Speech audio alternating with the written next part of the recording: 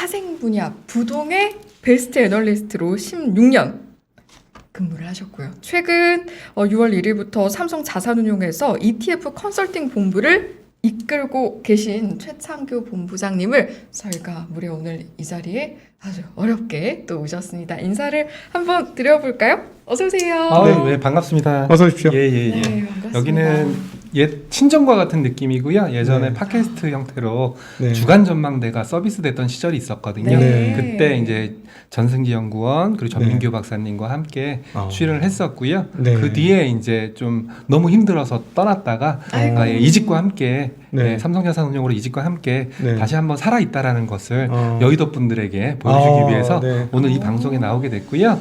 네. 절대 어렵게 모신 건 아니었고요. 그냥 쉽게 나가겠다라고 얘기를 했으니까 네. 그렇게 너무 좀 그런 눈초리로 보지 말아주셨으면 좋겠습니다. 아 근데 진짜 그 파생 시장이 보통 어려운 데가 아니지 않습니까? 저도 네.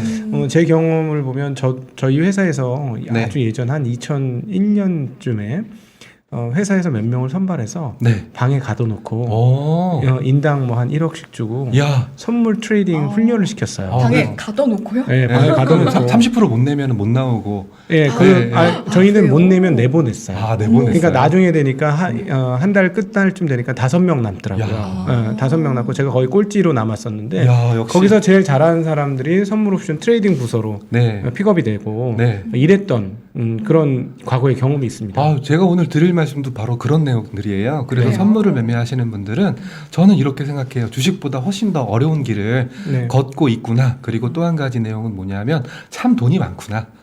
왜냐하면 네. 선물이라는 것은 기본적으로 기본 예탁금이 그렇죠. 필요하고요. 그리고 레버리지라는 상품 그 배수를 쓰기 때문에 네. 굉장히 자금력도 내가 100만 원 갖고 있으면 1000만 원처럼 쓸 수 있는 게 네. 선물 상품의 매력이거든요. 네네. 그래서 그런 맥락에서 외국인들의 선물 매매라든지 그런 것들을 오늘 방송에서 설명드리도록 하겠습니다. 네. 알겠습니다.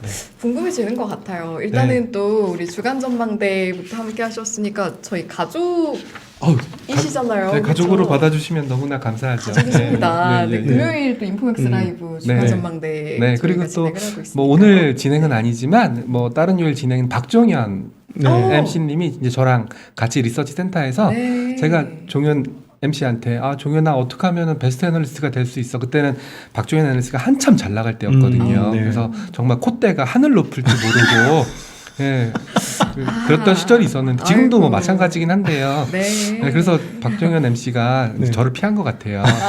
그러니까 얼마 전까지 이 자리에 계셨는데 예. 요일이 바뀌셨어요. 네, 그래서 그렇죠. 어떻게 하면 베스트 애널리스트가 될 수 있어? 그랬더니 걔가 한마디 하더라고요. 네. 나처럼 하면 돼. 아. 정말 그래서, 코가 하늘을 높은 줄 모르고 네. 올라가셨었네. 네, 그래서 이제 저 롤모델 삼아가지고 박종현 애널리스트처럼 베스트 애널리스트가 되고 싶다라는 네. 마음가짐으로 열심히 했더니 오늘 이 자리에 오게 된 것 같습니다. 네. 네.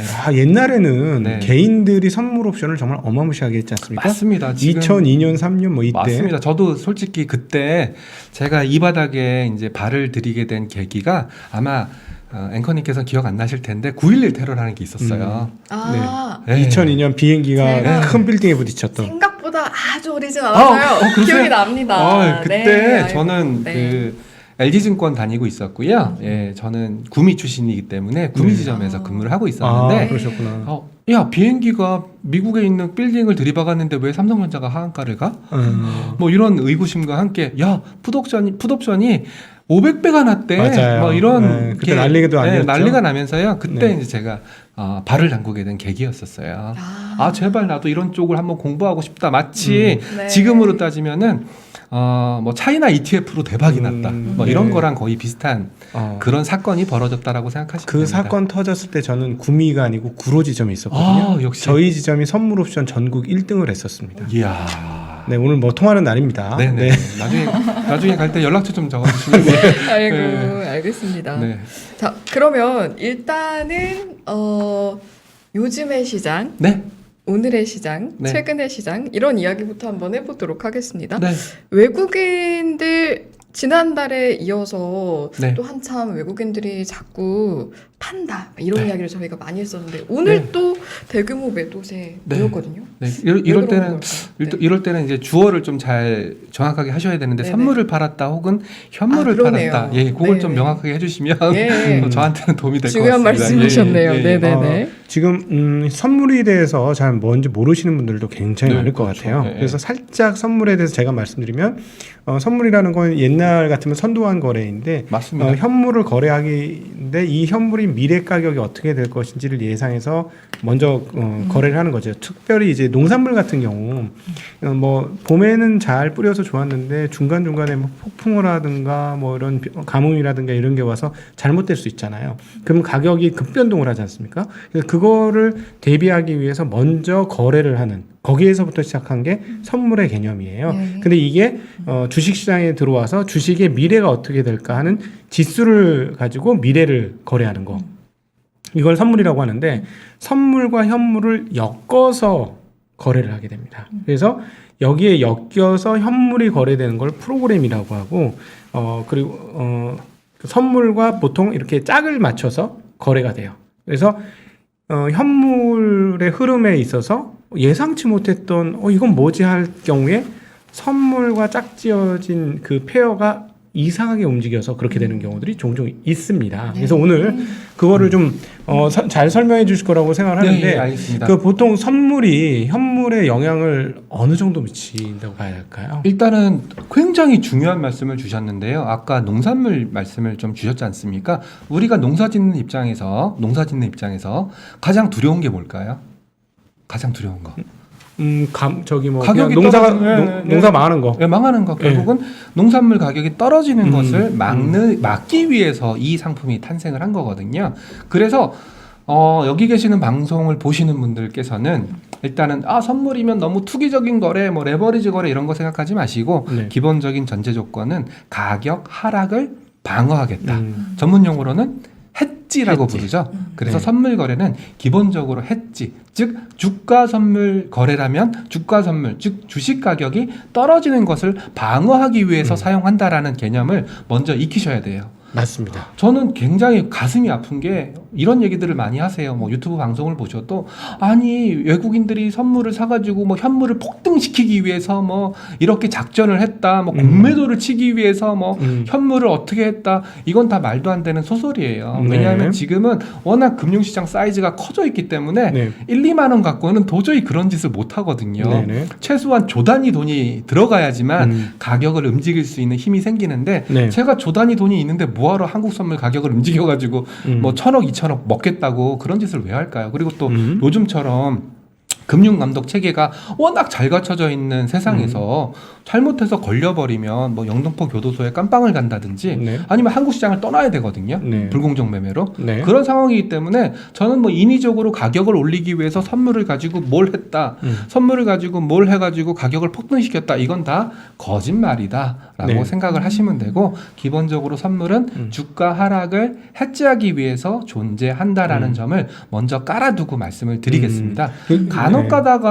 간혹 가다가 미친 듯이 외국인들 선물 매수가 들어오는 경우도 있었어요. 근데 그럴 때는 어김없이 반도체 가격이 급등한다.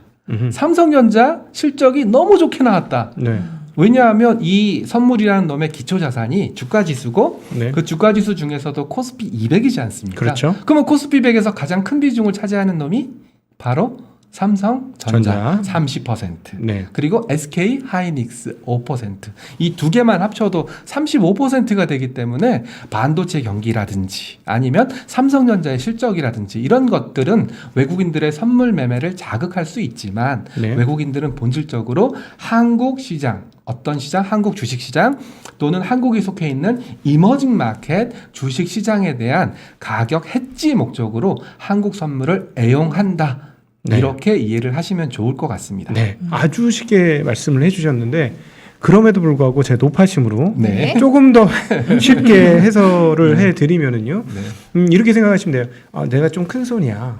주식이 너무 많아. 예를 들어서 한 몇 천억 주식을 들고 있어. 근데 요즘 같으면 조마조마하잖아요. 그렇죠. 야 이거 언제 떨어질 거야. 네. 근데 난 이거를 팔고 싶진 않은데 조마조마해. 그러니까 이거를 지금 당분간은 조금 이 주가가 떨어지더라도 이거 안 팔면서도 안 당했으면 좋겠어. 이럴 때 하는 방법이 뭐냐면 주식은 들고 있는데 그 규모만큼 선물을 매도를 해놓으면 어느 정도 수준에서 약간의 에러는 있겠지만 거의 비슷하게 이게 떨어지면 선물이 올라가고 이렇게 선물 매도를 사놓으면 이렇게 역방향의 현물과 역방향의 선물을 보유하고 있으면 그거를 이제 커버링 해주는 거죠. 그거를 아까 말씀하셔서 해지했다라고 표현을 하신 거죠. 예, 굉장히 중요한 포인트예요. 그러면 간혹 사람들이 이런 말씀도 하세요. 야, 수천억 들고 있어서 걱정되면 주식을 팔아. 야, 주식을 팔면 되지 왜 선물을 팔아. 네. 근데 내가 수천억 자산가인데 주가 떨어질 게 걱정된다는 말은 이미 주가가 굉장히 하락 압력을 받고 있다는 얘기거든요. 네. 가뜩이나 울고 싶은데 거기다 대고 주식을 팔아버리면 주가가 어떻게 되겠습니까? 내 물량을 못 이겨서 더 폭락할 수도 있죠. 폭락하겠죠. 네. 그렇기 때문에 주식을 때리는 게 아니라 선물을 때리는 겁니다. 네. 그래서 저는 그런 개념들을 먼저 설명드리고요. 네. 그리고 한국 선물을 설명할 수 있는 변수들은 굉장히 다양하게 있어요. 제가 뒤에도 계속 말씀드리겠지만 이머징 마켓 얘기를 좀 많이 드릴 거예요. 이거는 모 방송국에서도 제가 귀에 못이 박히도록 얘기했던 그런 부분들인데 네. 이머징 마켓, 즉 한국은 글로벌리하게 본다면은 중국, 대만, 브라질, 러시아 이런 나라들과 함께 이머징 마켓이라는 그룹에 속해 있어요. 네. 근데 이머징 마켓 국가를 뜯어보니까 한국처럼 유동성이 풍부한 선물을 갖고 있는 나라가 없어요. 한때 저희 나라가 미국을 제끼고 맞습니다. 선물 1위, 거래 1위도 했었어요. 네, 파생상. 그때 그 9.11 테러 이후 저희 네. 그때가 9.11 그랬어요. 테러 이야기하죠. 네. 왜냐하면 그때 너무 폭등을 해가지고 사람들이 다들 선물 시장으로 뛰어들었어요. 세상에 몇백 배가 하루아침에 몇백 배가 나? 저는 실제로 봤거든요.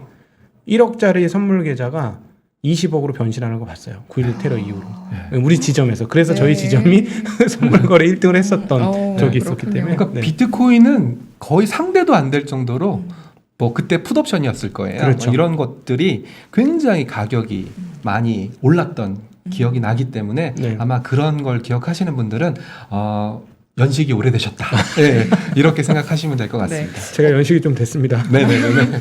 아니 어떤 걸 이해하는데 변수를 아는 것만큼 또 맞습니다. 이해하는데 핵심적인 게 또 없는 것 같아서 그럼 선물 시장에 있어서 변수가 있다면 아까 말씀을 네. 좀 잠깐 언급을 해주셨습니다만 어떤 것들이 있을까요? 자, 하나씩 좀 정리를 해드릴게요. 한국은 이머징 마켓에 속해 있으니까 결국은 이머징 마켓의 경기. 예, 이런 것들이 외국인들의 선물 매매를 매매 방향성을 좌지우지하는 중요 변수예요. 네. 그래서 제가 이따가 본 방송에서도 말씀을 드릴 건데 한국이 미워서 때린 거 아닐 수도 있어요. 예를 들어서 요즘 나와 있는 한국에 대한 비차익 매도 외국인들의 이게 반드시 한국 때문에 나왔다라고 볼 수는 없어요. 네. 예를 들어서 반도체 가격 굉장히 전망이 우울하지 않습니까? 네. 그러면 가장 직격탄을 맞는 국가는 한국도 직격탄을 맞겠지만 대만도 직격탄을 맞을 수밖에 없어요. 네. 그러면은 대만에 대한 분명히 글로벌 투자자는 한국도 들고 있고 대만도 들고 있을 거거든요. 네. 그러면 대만을 때려버리면 아까 말씀하셨던 것처럼 가뜩이나 아픈 대만이 더 아플 수 있지 않습니까? 그럴 때는 옆에 있는 좀 통통한 한국을 때릴 수도 있는 거죠. 예, 이런 관점으로 설명을 좀 드려야 되기 때문에 그런 변수들도 생각을 하셔야 되고요. 그리고 이 선물이라는 놈은 기초가 되는 주가지수가 코스피 200이거든요. 그러니까 이 코스피 200에 해당되는 종목들의 움직임도 외국인들 선물 매매하는 외국인들 입장에서는 굉장히 중요한 팩터가 되는 거예요. 네. 예, 삼성전자라든지 하이닉스라든지 아니면 최근에 네이버나 카카오 비중도 꽤 많이 올라왔거든요. 네. 그러면 네이버나 카카오에 부정적인 뉴스가 발생했다. 그럴 때는 네이버나 카카오 주식을 때릴 수도 있겠지만 선물을 먼저 때려놓으면 네. 나중에 네이버 카카오 주식을 정리하던 이렇게 할 수 있는 여유가 생기는 거죠. 그래서 그런 것들이 저는 외국인들의 선물 매매를 자극하는 가장 중요한 변수들이다라고 강조를 드리고 있습니다. 네. 그- 또 자꾸 끼어들어서 정말 죄송한데 아닙니다. 아마 이 그 선물 옵션을 처음 듣는 분이 많으실 거라서 잠깐 또 이제 설명을 해드리면 왜 이러느냐, 왜 아까 반도체 가격이 올랐다는 등 떨어졌다는 등 이런 뉴스가 나오면 삼성전자 매수하면 됐지 왜 선물을 먼저 매수하냐? 선물은 작은 돈으로 큰 물량을 매수할 수 있어요. 그리고 빠르게 매수할 수 있어요. 그리고 시세 영향을 덜 주고도 매수할 수 있는 가능성이 높죠. 그러니까 이런 이슈들이 떴을 때 빠르게 선취매나 선매도를 선물을 통해서 이룰 수 있다라고 말씀하신 거하고 이렇게 비슷하다고 보시면 됩니다. 맞습니다. 네. 정확한 표현이시고요. 그래서 제가 이제 이런 기초 강의를 할 때마다 드리는 말씀이 선물의 선자가 무슨 선자냐.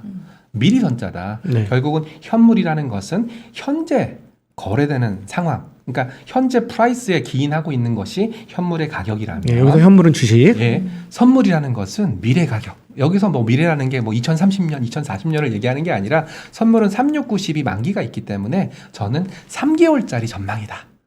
혹은 길게 봐도 6개월짜리 전망이다. 네. 그러니까 단기 시황을 보는 데서는 선물의 방향성, 특히 메이저 플레이어라고 할 수 있는 외국인들의 선물 포지션, 이걸 보는 게 가장 합리적이다라고 생각하는 사람입니다. 맞습니다. 그래서 네. 보통 보면은 선물 가격이 기조적으로 현물 가격보다 높게 형성될 때가 미래를 좋게 보는 거고 네. 반대로 그게 꺾이면 아 시장 없구나 네. 이렇게 보시면 되는 거잖아요. 예, 여기서 조금만 더 전문적인 좀 이 방송 들으신 분들은 좀 배웠다라고 하시는 분들이니까 선물이 현물 가격보다 위에 있는 상태를 컨탱거. 네. 예, 컨탱거라고 부르고요. 컨텐거. 예, 컨탱거일 경우에는 시장이 정상적이거나 시장이 좀 긍정적인 기운이 감돌고 있구나라고 생각하시면 되고요. 위에 있어야 될 선물이 너무 미래 가격이 우울해. 나는 매도를 쳐서 해지를 걸 거야. 그러면 수급적인 요인에 있어서 선물이 현물보다 밑에 있을 수 있거든요. 이때를 백어데이션. 네. 백어데이션이 됐다는 말은 선물 가격이 현물 가격보다 저평가됐구나. 그만큼 선물을 매도 쳐서 해지를 하려고 하는 투자자들이 많구나. 이렇게까지 이해를 하시면 되고요. 딱 하나 조심하셔야 될 게 있어요. 뭐냐 하면 선물은 배당을 주지 않아요. 네, 선물을 내가 10계약, 20계약, 30계약 갖고 있다고 해서 배당, 주식에서 나오는 12월 달에 나오는 연말 배당을 주지 않거든요. 네. 그래서 선물 가격에는 배당만큼 차감하게 돼 있어요. 그래서 백어데이션이 정상적인 구간이 딱 한 구간 있는데 우리는 배당이 주로 언제 나오죠? 연말. 연말에는 백어데이션이 되더라도 시장이 위험한 거 아니야? 이렇게 오버하시면 안 된다. 야, 연말에 선물은 배당을 못 받기 때문에 선물 가격에서는 배당만큼 차감을 해서 계산하기 때문에 연말에는 백어데이션이 되는 게 정상적인 상황이야. 놀라지 마 친구야 라고 한마디 해주시면 정말 이 친구는 파생상품에 대해서 어느 정도 아는 친구구나 라고 이해를 하실 수가 있습니다. 네. 네. 선물 자체에 대해서 좀 궁금한 것도 많고 전반적으로 좀 개념도 짚고 가야 하다 보니까 저희가 질문을 좀 많이 드리게 됐는데 네. 준비하신 내용으로 또 네. 한번 넘어가 보도록 하겠습니다. 알겠습니다. 예. 네. 자, 일단 제가 준비해놓은 장표고요.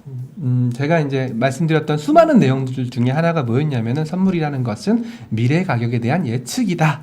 그리고 선물이라는 것은 위로 배팅하기 위해서 산다기보다는 주가 하락을 방어하기 위해서 해지 목적으로 많이 쓴다. 이 두 가지를 먼저 전제 조건으로 깔아드렸습니다. 네. 그래서 제가 오늘 저희 삼성자산운용에서 나온 9월 투자 전략 자료 중에 일부를 좀 가지고 왔고요. 자, 제가 봤어요. 제가 6월 1일자로 이직을 했기 때문에 3월 만기, 6월 만기 때 외국인들이 선물을 어떻게 롤오버 했는지 아마 네. 지점장님께서 아실 거예요. 롤오버의 의미를. 선물이라는 것은 만기가 있기 때문에 내가 한 만기약 매수를 들고 있어요. 만기가 됐어요. 이걸 청산하고 또 새로이 최근 얼물이 되는 월물에서 만기약을 사는 게 아니라 롤오버를 위한 시장이 따로 있습니다. 그걸 전문 용어로 뭐라고 부르냐면 오늘 전문 용어 너무 많이 나와서 정말 죄송한데요. 스프레드라는 시장이 따로 있습니다. 네, 이 스프레드라는 시장을 통해서 롤오버를 하게 되어 있는데요. 롤오버는 크게 보면 두 가지가 있습니다. 내가 매수 포지션을 들고 있었는데 차근 얼물 매수로 넘기게 되면은 매수 롤오버. 네. 반대로 내가 매도 포지션을 들고 있었는데 차근 월물 매도로 넘기게 되면 매도 롤오버. 이 두 가지로 구분을 할 수가 있거든요. 당연히 우리 증시를 보는 입장에서는 외국인들이 매수 롤오버를 해주는 게 좋을까요? 아니면 매도 롤오버를 해주는 게 좋을까요? 매수로 먹어요. 네. 네. 왜냐하면 매수 롤오버라는 것은 내가 선물 매수를 차근 얼물 선물 매수를 그대로 넘겼다라는 얘기거든요. 아까 지점장님께서 말씀하셨던 것처럼 선물은 레버리지가 굉장히 세기 때문에 외국인들이 매수 들고 있다라는 거 이 한 가지 사실만 해도 굉장히 장을 좋게 본다는 의미예요. 근데 아니나 다를까 3월 만기, 6월 만기 두 번의 만기에서 외국인들은 전부 다 매수 롤오버를 기록했습니다. 네. 무슨 말이냐면 3월까지, 6월까지만 해도 한국 시장을 바라보는 이머징 마켓을 바라보는 외국인들의 시선은 좋았다라는 의미고요. 네. 제가 가져온 장표 잠깐 보시면은요. 그러면 왜 좋게 봤을까? 저도 그게 굉장히 의문이었거든요. 왼쪽 그림 보시면은 코스피 분기 이익 전망치 추이입니다. 저는 이렇게 생각하거든요. 제가 주식을 전문적으로 분석하는 애널리스트는 아니었었지만 결국은 이익 전망치 추이가 외국인들의 선물 포지션과 일치하지 않을까. 이익 전망치가 늘어난다면 외국인들도 이런 사실들을 알고 있었을 테니까 당연히 선물 매수로 대응을 했을 거고, 이익 전망치가 꺾인다면 당연히 선물 매도로 대응했을 거다라는 게 제 개인적인 생각이거든요. 네. 아니나 다를까 왼쪽 차트 보시면은 그림이 그렇게 나왔고요. 그래서 이제 외국인들이 3월 만기, 6월 만기 때 대규모 매수 롤오버를 기록했던 게 아니었을까? 저는 그렇게 외국인들의 과거 선물 매매를 해석을 하고 있습니다. 네.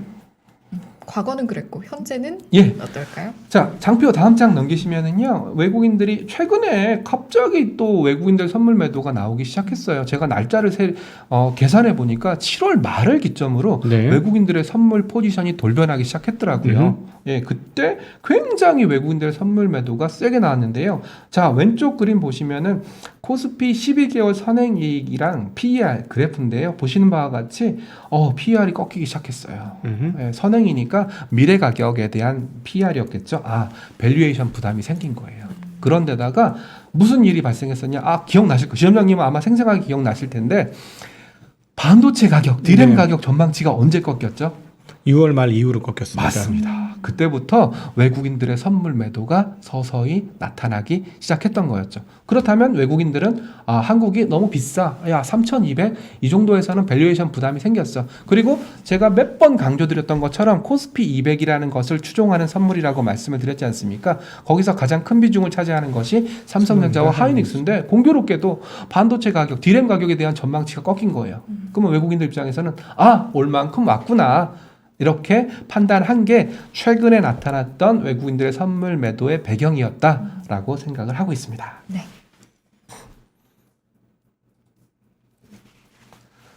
자, 그렇다면 여기까지는 선물을 얘기한 건데요. 네. 이제부터는 좀 약간 프로그램 매매를 좀 설명을 드려야 될 것 같아요. 네.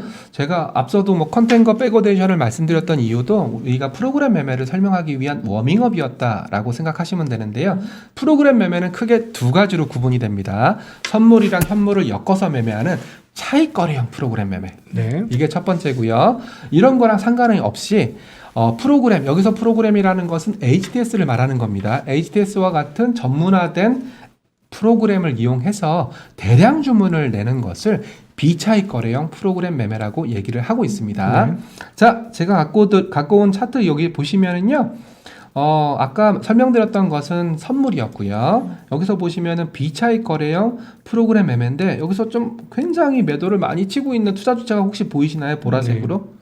외국인이네요. 맞습니다. 네. 외국인들의 비차익 거래형 프로그램 매매는 누적적으로 보시면은 지속적으로 매도 우위를 기록을 하고 있었어요. 네. 이건 무슨 말이냐면 비차익 거래형 프로그램 매매는 주식 바스켓을 매매하는 것을 의미하기 때문에 좀 약간 부정적인 펀드 플로우, 특히 어떤 부정적인 펀드 플로우냐면 글로벌리하게 봤을 때, 네. 예, 글로벌리하게 봤을 때 좀 부정적인 펀드 플로우가 발생했다는 거고요. 특히나 한국이 속해 있는 이머징 마켓. 그리고 아까 제가 반도체 가격을 말씀드렸었지만 TSMC 네. 이쪽에서 주가 급락이 나타나면서 네. 반도체 그러니까 디램 가격 전망치가 떨어지면서 네. 이런 것들이 복합적으로 발생했었기 때문에 외국인들이 선물 시장에서 매수를 하다가 매도로 돌변하게 된 거고요. 네. 그거 차치하고 글로벌리하게 봤을 때는 지금은 만약에 지점장님 미국을 사실래요? 한국을 사실래요? 라고 질문을 드린다면 누굴 사시겠습니까? 저는 좀 다르지만 많은 네. 일반인들은 요즘 네. 좋으니까 미국 사겠습니다. 이런 얘기를 네, 하겠죠. 맞습니다. 네. 그러니까 결국은 미국 경기가 너무나 좋다 보니까 글로벌하게 투자하는 투자자 입장에서는 뭐하러 이머징 마켓을 투자해. 그리고 코로나 델타 변이 최근에 베트남에서 또 코로나가 확진됐지 않습니까? 그런 거 물론 베트남은 이머징 마켓이 아닙니다. 프론티어 마켓이지만 네. 뭐 우리나라에서 삼성전자 휴대폰이라든지 이런 것들을 생산하는 국가이기 때문에 한국이랑 같은 이머징 마켓으로 보는 게 좋은데요. 네. 뭐 그런 일들이 발생했기 때문에 외국인들 입장에서는 딱히 성장성이 담보되지 않은 이머징 마켓을 살 이유가 없었던 거였거든요. 그러다 보니까 비차익 거래, 일종의 바스켓 매매를 통해서 한국 비중을 꾸준하게 줄였던 겁니다. 저 비차익 거래라는 건 그냥 현물을 내다 파는 거, 그냥 주식을 내다 파는 거죠. 맞습니다. 저 선물하고 상관없이. 예, 그렇지만 코스피 15개 종목, 코스닥 10개 종목을 한꺼번에 바스켓으로 파는 매매를 의미하기 때문에 네. 제가 애널리스트 할 때는 딴 거 볼 필요 없다. 펀드 플로우 볼 필요 없다. 외국인들이 비차익 거래를 통해서 주식을 때리는 건지 네. 아니면 삼성전자 한 놈만 때리는 건지 이걸 좀 구분할 필요가 있고 삼성전자 한 놈만 때리는 거라면 그냥 삼성전자만 미워서 때리는 거지만 비차익 거래로 주식을 판다는 것은 한국이 미워서다. 이머징 마켓이 미워서다. 삼성전자가 미운 게 좋냐? 한국 시장이 미운 게 좋냐? 뭐 당연히 삼성전자만 미우면 얘만 안 사고 안 사고 나머지는 사주니까 괜찮은 거지만 네. 비차익 거래로 주식을 뭉텅이로 판다는 것은 한국 시장을 떠나겠다 아니면 이머징 마켓에 대한 부정적인 뷰가 반영된 거기 때문에 그런 현상이 일어났다. 이렇게 설명할 수 있기 때문에 비차익 거래에서 외국인들의 매도가 나오는 것이 더 슬프다. 이렇게 설명했던 기억이 납니다. 글로벌리하게 보면 그러니까 투자자들이 펀드를 가입했던 많은 사람들이 아유 이제는 그냥 미국 펀드나 들어야 되겠다. 그냥 아시아권 쪽 펀드는 이제 그만 들어야 되겠다고 좀 빼고 미국 펀드로 갈아탄다던가 이런 일들이 전반적 글로벌리한 수준에서 보면 이런 비차익 거래를 발생시킨다라는 네. 그렇게 보시면 쉽겠습니다. 그래서 저는 이제 이렇게 생각하고 있어요. 그래서 이제 이 말씀을 드리기 위해서 먼 길을 걸어왔는데 네. 8월 31일 날 공교롭게도 외국인들이 한국 현물을 1조 샀죠. 1조 샀잖아요. 그래서 컴백이야 막 네, 이랬었어요. 컴백이야 이런 생각들을 많이 하셨죠. 근데 제가 삼성자산으로 이직을 하고 나니까 너무 좋은 게 있어요. 뭔데요? 궁금한 거 있으면 실제로 MSCI 펀드를 인덱스 펀드를 운영하고 있는 매니저한테 물어보면 돼요. 아 바로 네. 매니저님 오늘 왜 한국 이렇게 많이 샀어요? 혹시 오늘 8월 31일이니까 MSCI 리밸런싱 때문에 그런 것 같은데요. 한국 비중이 좀 늘었어요? 이런 거 물어보면 되거든요. 네, 아 네. 그게 너무 좋더라고요. 네. 물어봤죠. 한국 비중이 조금 늘었어. 아 그래요? 조금이라도 늘었으니까 다행이네요. 근데 왜 이렇게 한국을 많이 샀을까요? 중국 비중이 더 많이 줄었어. 안 어차피, 그래도 굉장히 예. 중요한 얘기 지금 해주셨어요. 예. 네. 어차피 MSCI EM을 추종하는 인덱스 펀드는 이만한 피자라고 생각하시면 돼요. 네. 이만한 피자에서 한국이 이 정도 한 조각을 차지하고 있었던 건데 중국이라는 놈이 한 30% 차지할 거지 않습니까? 네, 그렇죠. 얘가 줄어버린 거예요. 확실히 그 이번에 중국에서 일어나는 약간 공동 부유 네. 건이 투자자한테 부담을 주긴 주는 건가 보네요. 그렇죠. 그러니까 또 가뜩이나 이머징 마켓은 제가 아까 서론에서 뭐라고 말씀드렸었죠? 미운 오리 새끼예요. 워낙 DM 선진국이 너무나 좋으니까 미국이 너무나 좋으니까 이머징 마켓은 굉장히 큰 그로스가 나오지 않는 이상 네. 글로벌리 투자하는 글로벌 투자자 입장에서는 그렇게 매력적인 시장이 아니었거든요. 네. 그러다 보니까 꾸준히 줄이고 있었는데 이머징 마켓에서 가장 큰 파이를 차지하고 있던 중국의 비중이 너무나 많이 줄었던 거죠. 네. 네. 그러니까 파이 나눠 먹기인데 네. 그 일정한 파이가 있으면은 중국에 있던 파이가 좀 빠지면서 우리나라에 들어온 거다. 맞습니다. 그런데 그게 일시적이라고 보시는 거예요? 그렇죠. 어차피 파이라는 것은 균형만 맞춰주면 되는 거거든요. 우리가 여기서 파이를 볼 때 눈여겨 보셔야 될 것은 뭐냐면 이 파이의 크기가 커지고 있는 국면이냐 네. 이 파이의 크기가 작아지고 있는 국면이냐 이걸 보셔야 되는데 파이는 똑같았던 거예요. 이 파이의 사이즈는 변화가 없었던 거예요. 그렇군요. 근데 사실은 뭐 그 이머징이 늘지도 못하는 그렇죠.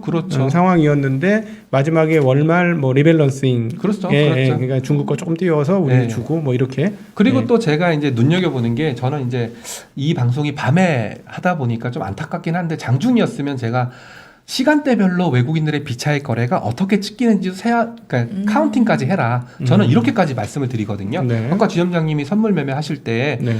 우리 5분봉, 10분봉 그렇죠. 옛날에는 실제 틱데이터 보고 매매하시지 그렇죠. 않았습니까? 그렇게 했었죠. 그런 관점으로 세밀하게 보라고 말씀을 드리는데 제가 그날도 아직 또렷하게 기억이 나요. 11시부터 45도 각도로 외국인들의 비차익 매수가 들어오기 시작했어요. 45도 각도로. 네, 그거는 점심부터였어요. 네. 맞아요. 정확하게 45도 각도로 쭉 들어왔거든요. 네. 5분 단위로 또박. 이거는 기계적인 매매예요. 사람의 손으로 그냥 살까 말까 살까 좀 사야지 이런 매매가 아니라 기계에다가 걸어놓고 시분할 형태로 네. 일정한 금액이 들어오는 그런 형태였거든요. 그런 것이 바로 기계적 리밸런싱의 증거라는 거죠. 예.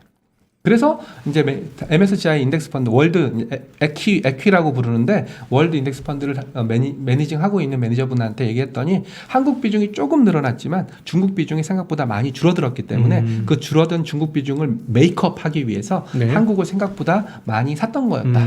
그러면 왜 매니저님 저 궁금한 게 있어요. 왜 네. 이런 인덱스 이벤트는 종가에 하시지 않으세요? 다 못 사니까. 네, 종가에 하시는 거잖아요. 근데 왜 종가에 안 하시고 장중에 하셨어요? 중국은 상한가 하한가가 10%입니다.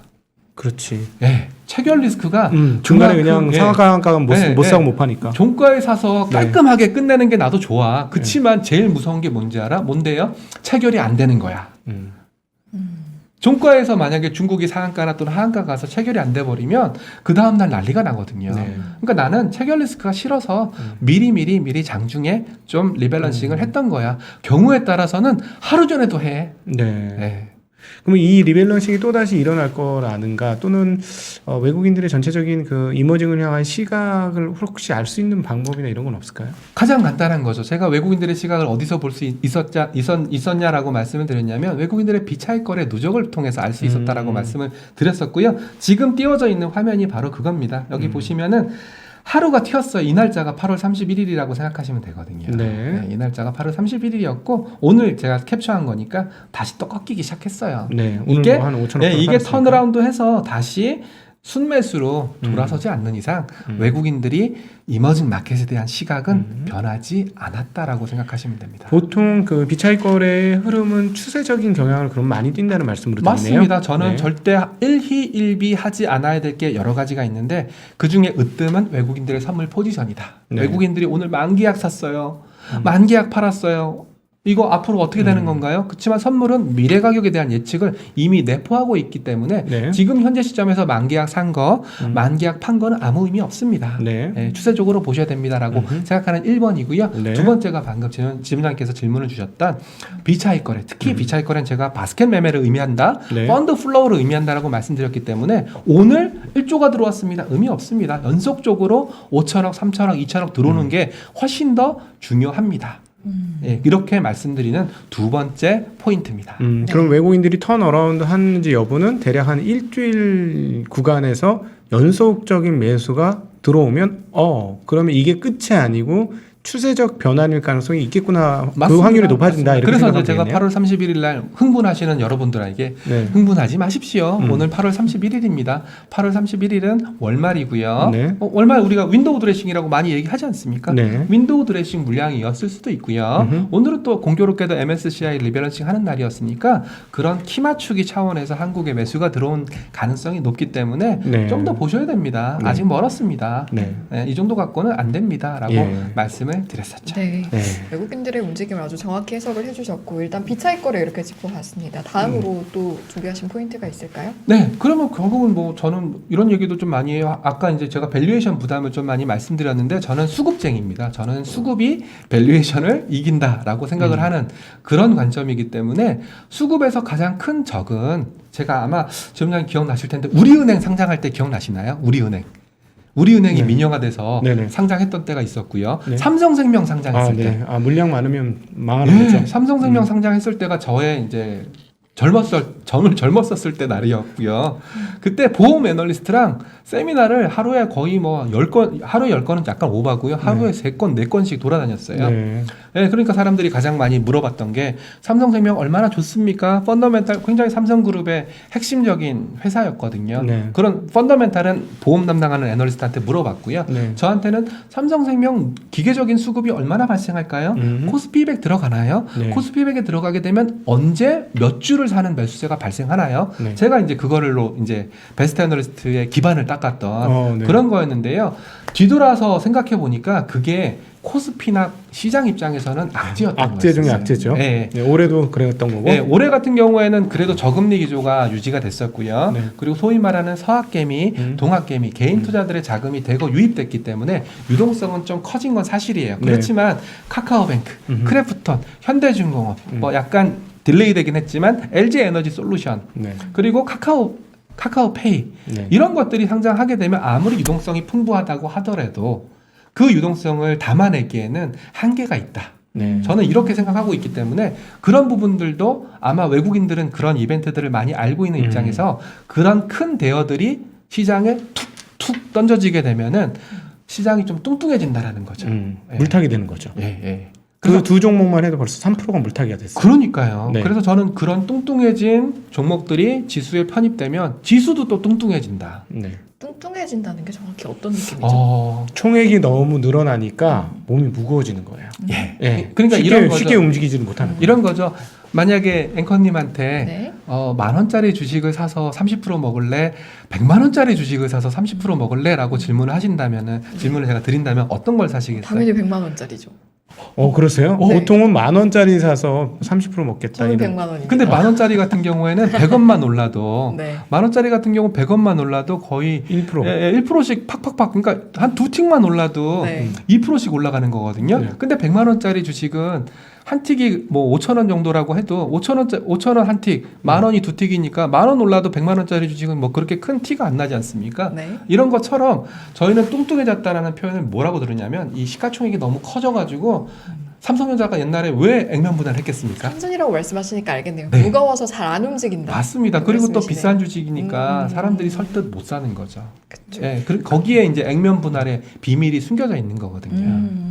나중에 뭐 기회가 되신다면 또 액면 분할 이런 것도 제 전문이거든요. 네. 제가 네. 이런 것들을 자꾸 연구하다 보니까 주로 제가 이제 했던 게 IPO 전략 네. 그리고 뭐 액면 분할 아니면 기업 분할 이런 것들까지 이제 리서치를 하게 됐어요. 네. 그러다 보니까 제가 이제 서브 잡으로 한국형 헤지펀드들의 헤지펀드 매매 전략도 리서치를 했었거든요. 네. 예, 그러니까 다한 흐름으로 다 연결되어 있다라고 생각하시면 됩니다. 네. 예, 이 말씀을 드리려고 했던 건 아니고요. 뚱뚱해졌다. 시가총액이 커졌는데 이 시가총액이 커진 놈이 다시 또 주가가 올라가기 위해서는 굉장히 힘이 많이 들어가지 않습니까? 예, 그런 의미로 뚱뚱해졌다라는 표현을 드린 겁니다. 최소 알겠습니다. 3%의 추진력이 있어봐야 본전인 거예요. 3% 물타기가 됐으니까. 네. 그게 올라가려면 최소 3% 이상의 추진력, 즉 추가적인 3% 이상의 유동성이 더 들어와야만, 훨씬 더 많이 들어와야만 시장이 위로 올라갈 수 있는 힘을 받는 거죠. 그거를 외국인들이 알고 먼저 선매도를 했다. 네. 예, 프로그래스 차익 매도를 했다. 이렇게 말씀하시는 걸로 해석하시면 될 것 같아요. 그래서 뭐 일맥상통하는 내용이긴 한데요. 저보고 야, 너 연말에 주가 어떻게 될 것 같아? 라고 물으신다면 저는 재미없을 것 같습니다. 예, 주가 지수는. 왜냐? 뚱뚱해졌으니까. 방금 말씀하신 것처럼 굉장한 새로운 자금들이 또 들어와서 네. 뚱뚱해진 놈들의 살을 더 찌워주지 않는 이상 주가 지수는 움직이기 힘들지 않을까요? 그러면 그 주가 지수 중에서 이런 얘기도 하세요. 야, 그러면 너는 코스피 200, 코스닥 150, 코스닥 이 중에서 누가 제일 매력도가 떨어진다고 생각하니? 라고 물어본다면 저는 이미 뚱뚱해질 대로 뚱뚱해진 카카오뱅크나 크래프톤이 들어온 코스피 200이 가장 무겁지 않을까 네. 이런 생각을 좀 하고 있고요. 음흠. 오히려 코스피가 종목수는 많지만 네. 좀 가볍지 않을까 상대적으로 네. 뭐 이런 말씀들을 좀 드리고 있습니다. 이런 거랑 이제 일맥상통하는 게 뭐였냐면은 야 뭐 지수 갖고는 더 이상 재미가 없으니까 그러면 사람들이 뭘 매매하겠어? 그러면 역시 테마 중심으로 갈 거야. 예.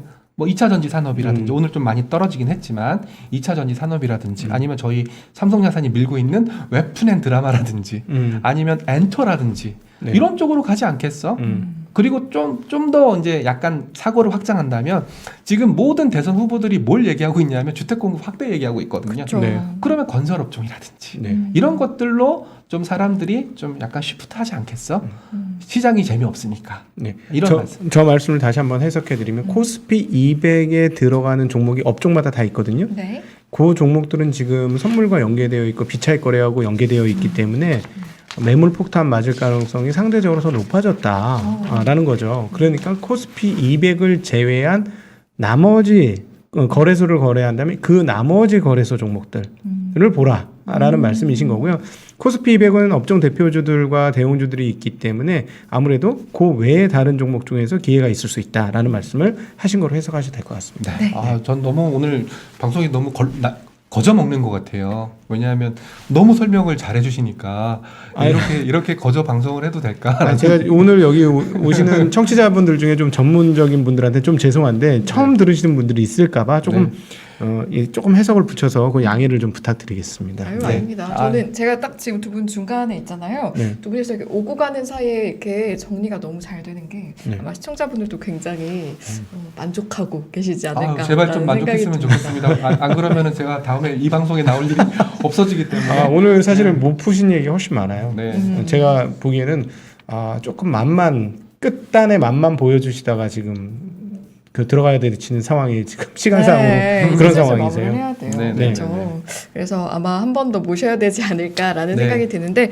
마지막으로 이제 못다한 말씀 혹은 이제 투자 전략 측면에서 혹시 해주고 싶은 말씀 있으시다면 그 말씀 듣고 마무리해 보도록 할게요. 아무래도 제가 애널리스트 생활을 16년, 17년 정도 했었거든요. 그래서 그때는 아무래도 사고의 틀이 좀 좁았었어요. 왜 좁았다는 표현을 드냐면 제가 주로 좋아하는 파생 상품이라든지 네. 아니면 그런 기업 분할과 같은 이벤트 드리븐이라고 네. 흔히 얘기하는 그렇죠. 이벤트 드리븐 전략이라든지 이렇게 좁게 보다 보니까 우물한 개구리가 되는 거 아니냐라는 의구심 때문에 이직을 결정하게 된 거고요. 네. 삼성자산운용에 와서 보니까 ETF라는 훌륭한 비클이 있다 보니까 좀 더 섹시하게 아니면 좀 더 투자자들이 접근하기 편하게 그런 상품들을 만들 수 있어서 너무 그게 좋아진 거예요. 네. 그래서 저한테 이제 질문 많이 하시는 게 종목은 안 물어보시더라고요. 네. ETF 찍어줄까봐 종목은 안 물어보는데 이런 건 많이 물어보시더라고요. 야, 너희가 요즘 만들고 있는 게 뭐가 있어? 어떤 테마 ETF를 만들고 있어? 네. 이런 거 많이 물어보시더라고요. 그래서 네. 제가 오늘 마지막으로 드릴 말씀은 저희가 뭐 이미 언론에 많이 노출됐지만 저희가 어떤 상품을 만들고 있냐면 탄소 배출권 선물. 네. 네, 탄소 배출권은 요즘 ESG 관련해서 관심이 많아졌고 탄소 배출권을 갖고 있지 않으면 탄소를 배출 못하는 그런 상황들이 오기 때문에 우상향하는 전형적인 상품이더라고요. 네. 그래서 탄소 배출권 관련된 상품을 저희가 만들고 있고요. 이미 뭐 상장 날짜까지 어느 정도 확정이 됐기 때문에 그런 것도 좀 보실 필요가 있고요. 테마 중에서는 오늘도 뭐 이베스트 증권 방송을 찍고 왔는데 역시 메타버스더라고요. 네. 네, 메타버스. 네네네. 네, 메타버스가 좀 모호한 개념이긴 하지만 모호한 만큼 변동성도 클 수도 있고 네. 또 많이 수익이 날 수 있는 종목들도 많이 포함되다 보니까 메타버스에 대한 공부를 좀 더 하신다면은 그리고 언론 기사를 찾아보시면 메타버스 ETF에서 어떤 종목을 담을지가 다 나와 있어요. 네. 그래서 좀 약간 좀 부지런한 투자자라면은 언론 기사를 보시고 메타버스 관련된 지수들이 몇 개 발표가 되어 있거든요. ETF는 이 지수를 추정할 수밖에 없어요. 그러니까 공통되는 종목들을 좀 추려보신다면 네. 좀 더 재미있게 투자를 하실 수 있지 않을까 그런 말씀 드리고 있고요. 저는 뭐 기회가 되신다면은 저는 원래 동시만기라든지 네. 만기 때 어떤 식으로 움직였다라든지 아니면 만기 때 프로그램 매수가 아니면 네. 아까 말씀드렸던 외국인들의 비차익 매수처럼 저런 게 대규모 자금들이 들어오는 경우가 많이 있거든요. 다다음 주 9월 저기 예. 옵션 선물 트리플 예. 컷오프 만기니까 네, 뭐 그때도 뭐 네. 기회가 되신다면은 제가 상세하게 설명드릴 수 있고요. 뭐 ETF 쪽에서는 어떻게 움직였는지 그리고 또 9월 만기 때 우리가 잘 알고 있는 카카오뱅크와 크래프톤이 코스피 200에 들어가거든요. 그래서 카카오뱅크나 크래프톤의 주가를 보면서 인덱스에서는 패시브에서는 어떤 식으로 이 종목을 샀다. 뭐 이런 것들까지 설명드릴 수 있으니까 아마 뭐 좀 더 공부를 하시려고 하는 시청자분들이 계신다면 도움이 되시지 않을까 생각하고 있습니다. 네. 그동안 우리가 비었던 수급의 자리를 우리 최 본부장님께서 오셔서 좀 채워주신 것 같아가지고 그러니까요. 우리 방송 보시는 분들이 상당히 유익한 시간이 아니었나 싶습니다. 맞습니다. 네. 오늘 저희 이렇게 선물 이야기도 해보고 마지막에 투자 포인트까지 네. 이렇게 잘 한번 들어봤습니다. 1부 여기서 마무리해 보도록 하겠습니다. 저희 오늘 이 시간에는요 최창규 본부장님과 이 시간 함께 봤습니다. 너무 잘 들었습니다. 감사합니다. 고맙습니다. 예. 고맙습니다.